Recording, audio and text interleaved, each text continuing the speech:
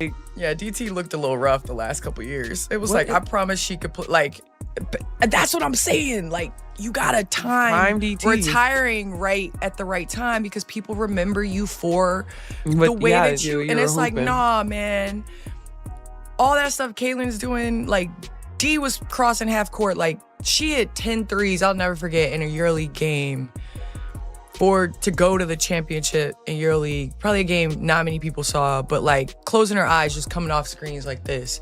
Never seen anything like it. So with that being said, you're talking one-on-one. I think D, just because of her physicality, like just because she's bigger and stronger, I think Caitlin maybe eventually will get bigger and stronger and be able to take, but Dinah's a bully, man. Carmelo Anthony and Kaiser Gonzalez recently sparked an intense discussion when they compared Caitlin Clark to Diana Taurasi in a fictional one-on-one matchup. Soon after, Candace Parker and Aliyah Boston addressed the debate on their podcast, and they truly did not hold anything back. Parker explained exactly why people tend to overlook just how dominant she was at the peak of her career, while Boston openly shared who she is backing between Clark and Taurasi. Their reactions revealed something much larger about how legends are remembered in women's basketball. So who do you think would win in a one-on-one between prime Diana Taurasi and Caitlin Clark right now? Share your choice in the comments. Caitlin Clark versus Sue Bird. Who's running the ones? I'm taking Caitlin. Oh, you didn't even think about it. One-on-one? One-on-one, yes. The reason why I say Caitlin, she's a scoring point guard. Sue has mastered being a facilitator and she makes her shots when it was important, but Caitlin's confidence, she comes off, I'm shooting first. I'm taking her because of her scoring mentality. It comes instinctive for her. Should have put Caitlin and Taurasi. That would have been a little different. That's the matchup. We go sub Sue Bird out and bring Sis in. I'm going with DT. Now you talking about something different here. You talking about killer. Like, Caitlin's a killer though. Yes, don't get me wrong. The discussion began at 7:00 p.m. in Brooklyn, where Carmelo Anthony and Kaiser Gonzalez were debating hypothetical one-on-one matchups in the WNBA. They touched on several pairings, but the matchup that sparked the most buzz was Caitlin Clark versus prime Diana Taurasi. The conversation moved beyond just basketball abilities. It turned into a deeper discussion about generations, styles of play, physicality, and how greatness is remembered over time. Both Carmelo and Kaiser made sure to emphasize that Taurasi was being considered in her prime, which immediately drew attention. They were comparing peak Diana to present-day Caitlin, which is notable because it recognizes that Clark is still growing, while Taurasi's best years are already part of history. That framing alone shows how seriously people are already viewing Clark's current level of play. So 1v1 now, like best player that ends up, you know, playing with their team or whatever, I don't know. But like one-on-one where you just checking up, like Dinah will beat the shit out of you. like she gonna foul the mess out of Caitlin. It might not even be basketball. I 100% though am rocking with my girl, Caitlin.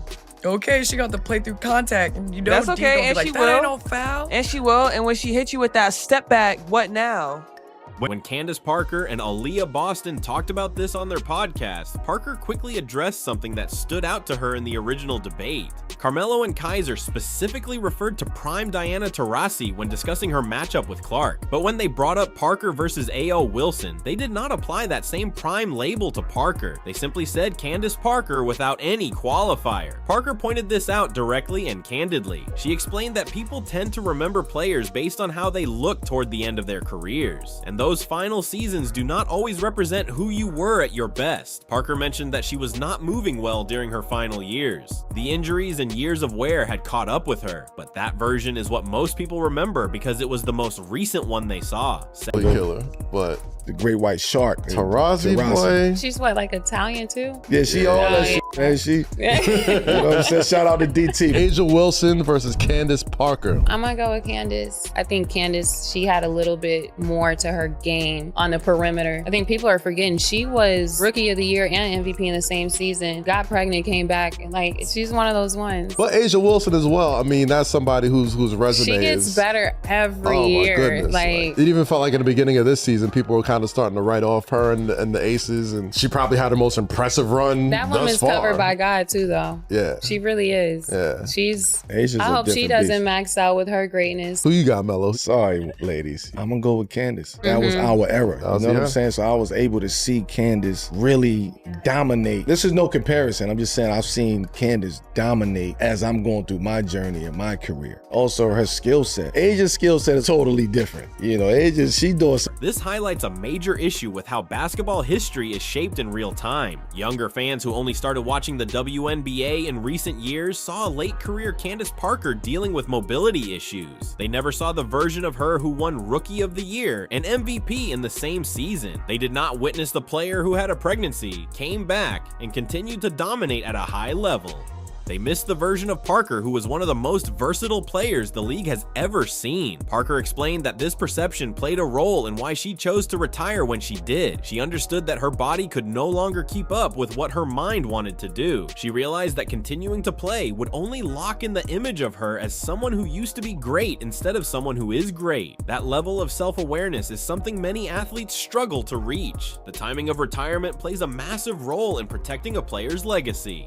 Parker also referenced Diana looking a bit rough in her final seasons. That is not disrespect, it is simply reality. Taurasi played until the age of 42. Those last years were filled with injuries and battles against Father Time that reduced her effectiveness. Younger fans who watched only those final seasons gained a skewed view of what prime Diana Taurasi truly looked like on the court. Parker then shared a story that perfectly captured peak Taurasi's dominance. She described a EuroLeague game where Diana knocked down 10 to 3-pointers to send her team to the championship. Parker said that Diana was coming off screens, closing her eyes, and launching shots that seemed impossible to make. She said she had never witnessed anything like it. That is the version of Diana Taurasi that deserves to be remembered when people talk about her greatness. But most casual WNBA fans never saw that EuroLeague performance. They did not follow Diana's international dominance during her prime. Instead, they saw the version playing limited minutes in Phoenix late in her career. The difference between prime Diana and final year Diana was enormous, but recency bias is powerful.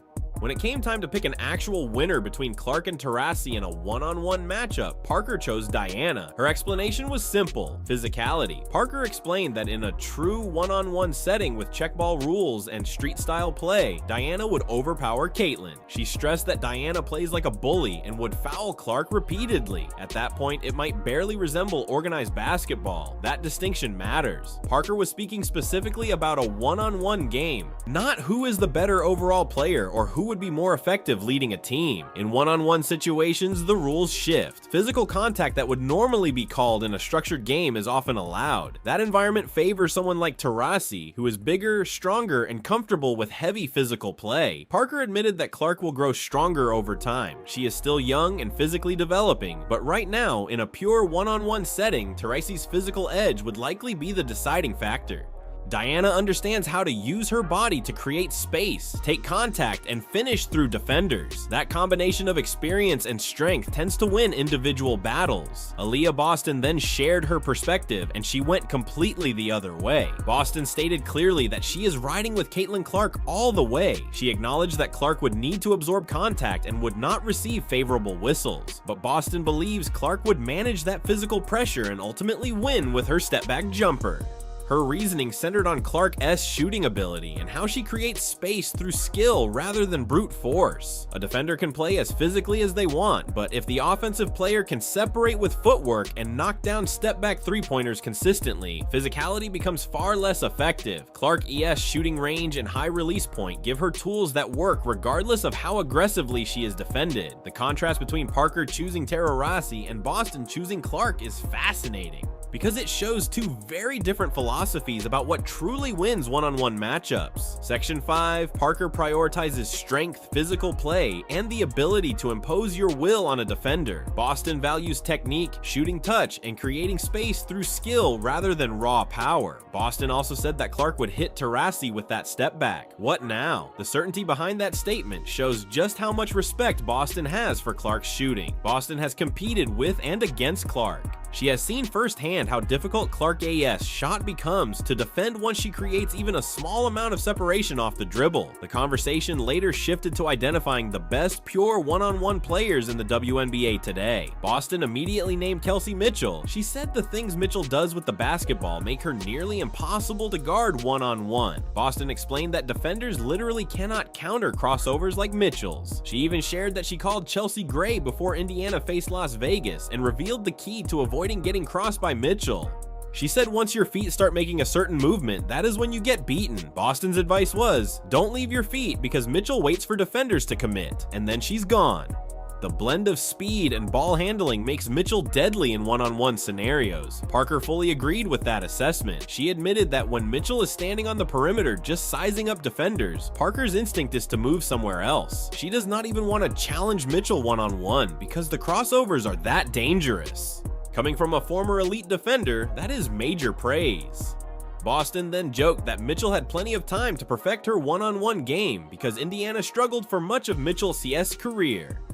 Mitchell spent years as the only consistent offensive option on weak fever teams. That meant she faced the opposing team's best defender every night and still had to generate her own offense. That experience forged the type of one-on-one skill that is now nearly unstoppable. They also brought up Napheesa Collier as one of the toughest one-on-one matchups in the league. Parker said Collier is annoying to guard because she always has a counter ready. No matter how you defend the first move, she has another option waiting, and eventually she gets to her fadeaway. Parker and Boston both agreed that Collier's counter-heavy style makes her extremely frustrating in isolation because you feel like you are defending correctly, yet she still scores. This entire discussion is happening just as unrivaled basketball is preparing to launch. The new 3-on-3 league is expected to feature a heavy dose of one-on-one action where elite players have room to operate. Boston joked that she hopes she does not get matched up with Kelsey Mitchell in her first unrivaled game. She also said she prayed her matchup would not be Aliyah Boston, then corrected herself and said she meant whoever would be guarding her. The larger point is that these one-on-one skills will play a huge role in the 3-on-3 formats.